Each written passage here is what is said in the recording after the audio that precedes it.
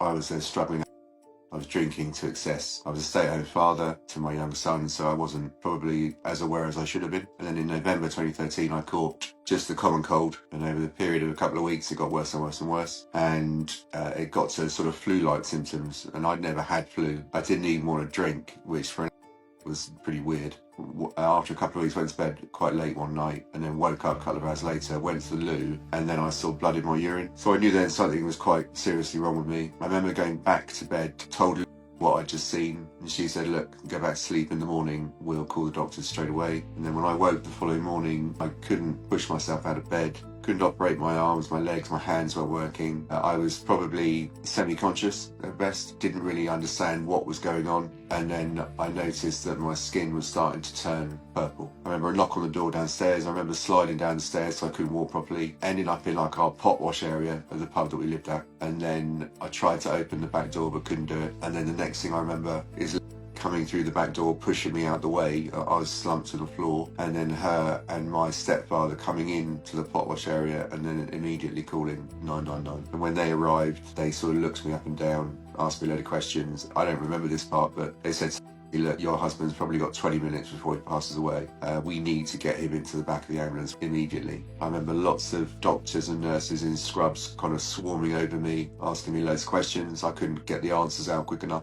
He was trying her best to answer the questions as they came. And then one doctor, he said to me, has Alex been near any watercourses recently? And then I said to but we had a stretch of the river Test behind our restaurant, and we had a storm drain, an open storm drain. So I had been around watercourses, and then the doctor felt that I was probably suffering with Vahl's disease, which is rat's urine in watercourses. And then there was a shift change with consultants. A new consultant came over, and he went through the whole motions again, asked me questions, spoke to the doctor who was going to treat me for Vahl's disease and said, no, that's the wrong course of action. Alex has got strep A. And then I was placed on life support. When I was placed on life support, my chances of survival were 30%. By the time we got to 3.5 days later, my chances of survival were less than 1%. The consultant who was looking after me at that point felt that I simply wasn't going to survive. And then through the course of the evening, tried a treatment that was frowned upon in the UK at that point. It was a recognised method of treatment in the US, but it hadn't come to England yet. But he felt that I was going to die, so we might as well try something. And he basically gave me just a huge amount of steroid, enormous, enough to sort of kill a donkey kind of thing. But it kept the strep at bay and it kept me alive. And then after about a week of being in Winchester, they said to me that they can't continue my care. And they said, look, we've got to move you to Salisbury, which I knew was a plastics unit. And so they moved me from Winchester to Salisbury. When I arrived in Salisbury, we were then told, obviously, that because of the nature of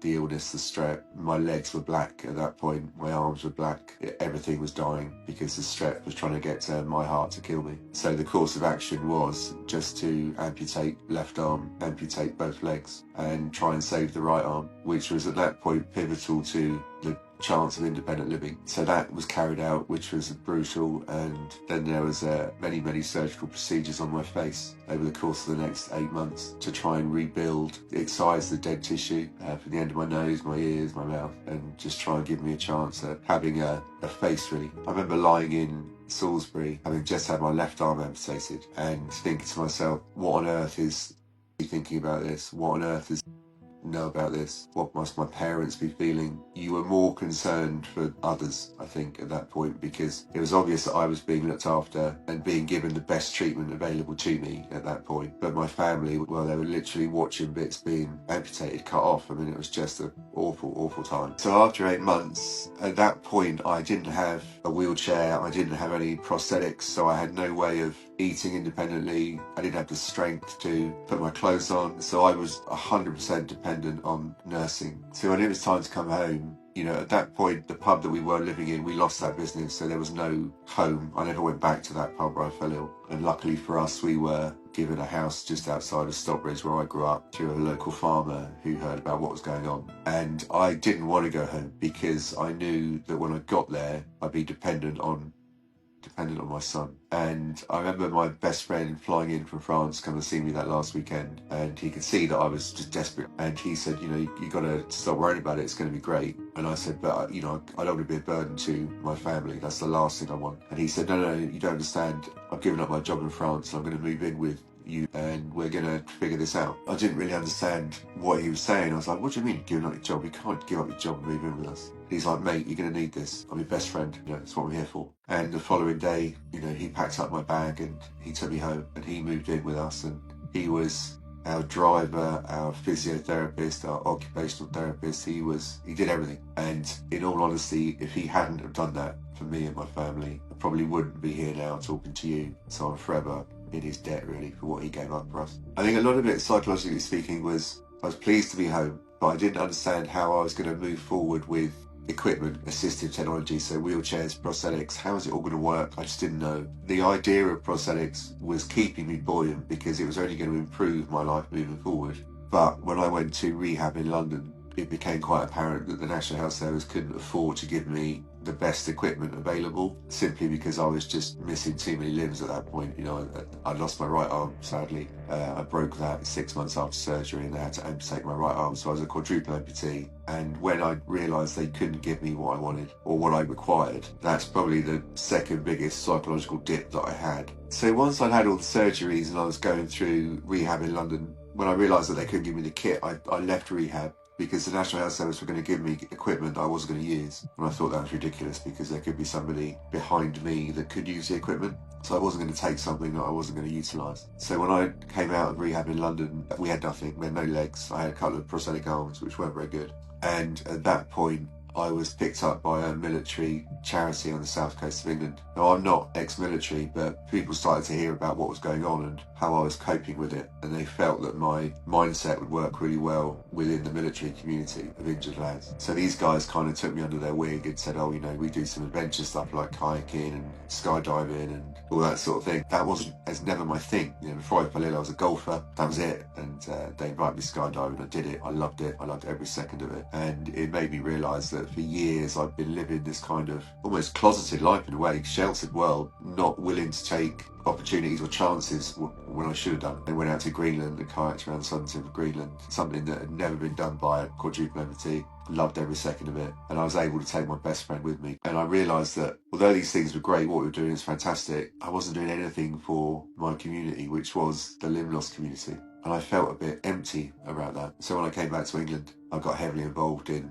university research. I started to come up with ideas that we would put into universities to develop better prosthetics, better wheelchairs, better hand cycles, because it was hellishly expensive, and it still is. In my lifetime, what am I now, 45? So from 45 to get me to 70, I'd be looking at about £5 million worth of equipment through wheelchairs and legs and arms. So it's totally unrealistic amount of money if you haven't got huge insurance. And I didn't, there is no pot of gold at the end of a rainbow for me. I have to figure out how I'm going to create equipment that I can afford. So then I started getting into that, and that gave me a huge purpose, really. I wasn't just going out having a great time. I was actually doing something for people like me. And then in 2017, we founded a project called the Wild Wheelchairs Project. And the idea of that was we would develop these wild wheelchairs that could enable people like me to scale a mountain, cross a desert, cross an ocean, ski, and do something in flight. And we raised some money in London, and we supported a wheelchair facility out there. So we now make wheelchairs in northern Ethiopia. And the wheelchair that I use is about £8,000. The wheelchairs that we make in Ethiopia are about $112. So they're affordable for NGOs and charities. And they're built to be robust and rugged and off-road, so they can handle the terrain, which in northern Ethiopia is awful, totally adventurous, but really, really bad on wheelchairs. And that trip changed my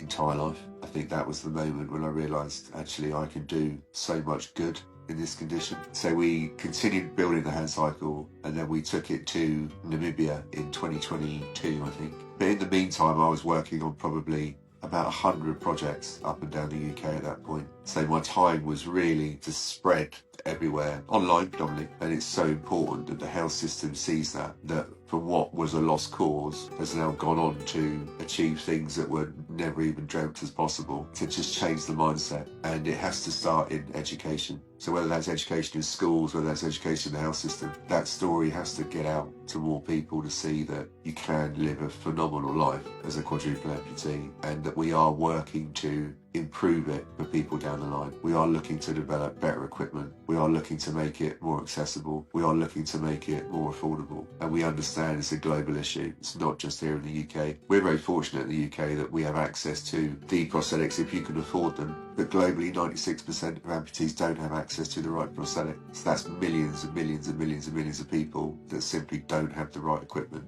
And the outreach work that we do, it's important now that other amputees coming into this space, or trying to move forward in this space, that they know that there are others out there that are willing to talk to them, and I'm willing to talk to anyone if they feel that I could be a benefit. Whether it's about reintegrating back home, whether it's about trying to find a job, looking to get back to work, about equipment, about liners, anything you need to know, we are here, and you can reach out and you can message and you can email, and we want to talk about it. We don't want people to think that they're going through something on their own, because there's lots and lots of us out here that want to make sure it's all right for them. There is life after injury. If you can, just please try and get in contact with me, and we can help connect the dots. It's not a quick fix.